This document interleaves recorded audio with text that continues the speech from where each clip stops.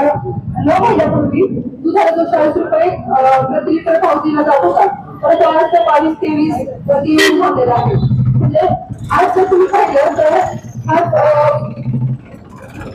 दुधाबद्दल हा प्रत्येक ठिकाणी एकसारखा दुधा नाही आहे. आज तुम्ही जर विचार केला तर तमिळनाडू, गुजरातमध्ये पंजाबमध्ये दुधाची भाव 40 पर्यंत 40 ते 45 पर्यंत आहे. मग आमच्या महाराष्ट्रात काय केले आहे की महाराष्ट्रात दुधाचे दर इतके खाली आले आहे.